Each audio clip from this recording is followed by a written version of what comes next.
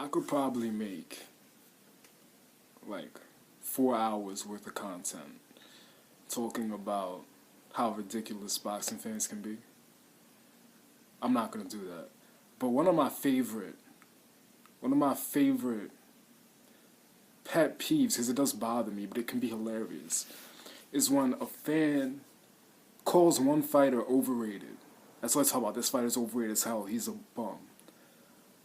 Until that fighter can be used for an argument they want to make, to fit their agenda.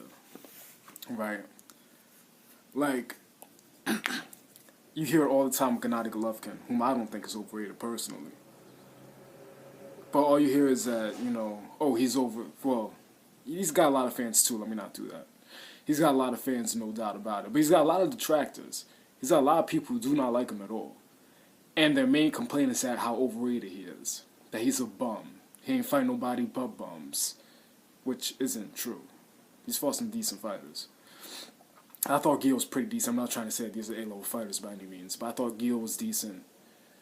Murray is decent. Martin Murray. Stevens is alright. Curtis Stevens. I knew some people who pick Stevens. This is the type of stuff I'm talking about. People who talk about Golovkin's a bum. I know people, I saw it, who pick Stevens online, and then after the fight, they're like, oh yeah, well Stevens is an even bigger bum. Because he didn't win. But had he won, oh yeah, see, I told you Golovkin was a bum and all this.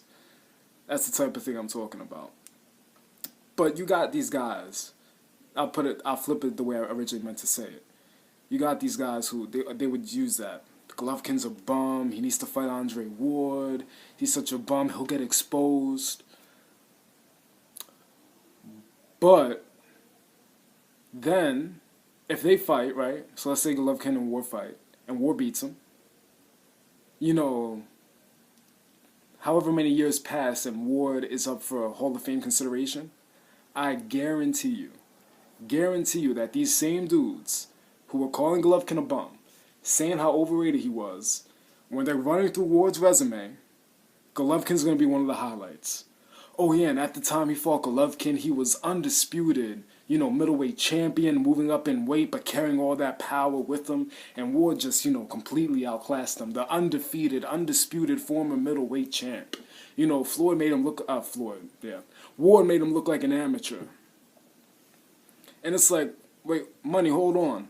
5 seconds ago, you were just telling me how overrated this guy is. That he's a bum. So if he's so overrated and he's a bum, how does that help Ward's resume at all?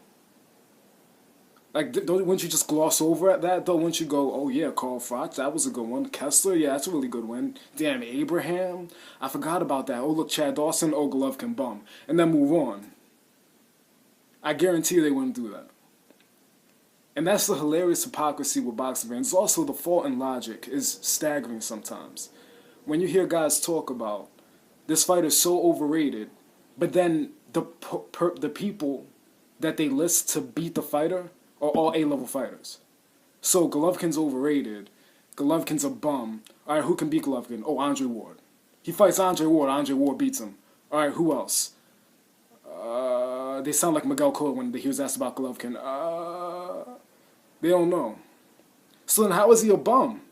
If the only dude you can readily pick to beat him in the vicinity of his weight class, right, is the number 2 or maybe now number 1 pound for pound fighter, then how is that a bum? I never understood that argument. I heard this also with the Boxing Voice. I listen to the Boxing Voice, not as much anymore, but I know Ness thinks Mikkel Kessler is overrated. And he made the same argument. He was like, well, Mikkel Kessler lost to Ward. Who hasn't lost to Ward? Oh, Mikkel Kessler got dominated by Ward. Who hasn't got dominated by Ward? Who hasn't? The list of fighters who haven't been dominated by Andre Ward is very few. That's his thing. He pretty much dominates everybody. But we understand that he's pound for pound. That he's one of the best fighters in the sport. So us losing to one of the best make you overrated. People have even said it with Cotto, and I'm not saying that Cotto isn't overrated. I don't know. I would have to really think about that one. Cotto might be slightly overrated. But he might not be. I don't know. I really have to think about it. But they'll list like Mayweather and Pacquiao. these are the two best fighters of the last how many years? Both those guys. So where's the shame in losing to that? How does that make you a bum? How does that make you overrated when you lose to great fighters? One of them, Mayweather, one of the greatest fighters ever, like him or hate him. I'm not saying he's the greatest, don't get me wrong. Don't twist what I'm saying. I'm not saying he's TBE. But how does that make you a bum? This logic blows my mind. It really does. One of the best examples, though, of fighters, I'm sorry, not fighters, fans, like just constantly shitting on a guy and then using that same guy to, like, boost their guy. One of the best examples of this I saw recently was Danny Garcia and Lucas Matisse. Because, pretty much everybody was favoring Matisse. So all the Danny Garcia fans were doing nothing but talking crap, talking crazy, like, oh, he's such a bum, he's so overrated, Garcia's gonna do this, this, and that to him. You would have sworn Lucas Matisse wasn't shit. And then Danny Garcia beats him, and oh my God, Danny's the king of 140. He beat the boogeyman. Oh, he's an A-level fighter. He doesn't know how to lose. He just keeps winning. You just told me he was a bum. That's all you told me for like the 3 months leading up to the fight. How much of a bum he was. He ain't fight anybody. All these different things. How overrated he is. So how does that boost Danny? If Danny was what you were saying he was, then he did exactly what he shouldn't have done, even though the fight was close. It shouldn't have been as close as it was. He shouldn't have lost the first half and only won, really, because he swelled Matisse's eye and changed the course of the fight. That's the way I saw it. I thought he lost like 4 of the first 6 rounds. And then he swelled Matisse's eye in the 7th and he started taking over. Now, he won the fight, don't get me wrong, but how does that boost his profile if he just beat a bum? I'm not going by what I think of Matisse. I'm going by what you think of Matisse, what you said. But that's what these fans do nowadays. I mean, if anything, it would seem to me if you really want to give your fighter all the credit for beating top opponents, then you want to push the most mileage out of an opponent as possible. You want to boost that opponent to make your fighter look better. Because if he's just beating bums, then he hasn't beaten anybody. But if instead you're flipping it, damn, Danny Garcia beat Lucas Matisse when, his only 2 losses were very controversial losses. And he gave him his first definitive loss, and Matisse had just knocked out Lamont Peterson. And before that he had knocked out, I forget the guy's name. Damn, I forget the guy's name. But the dude they knocked out with the right hand in the first round. Put him to sleep. Right? He had just put a dude to sleep and Garcia beat him. Now you have something.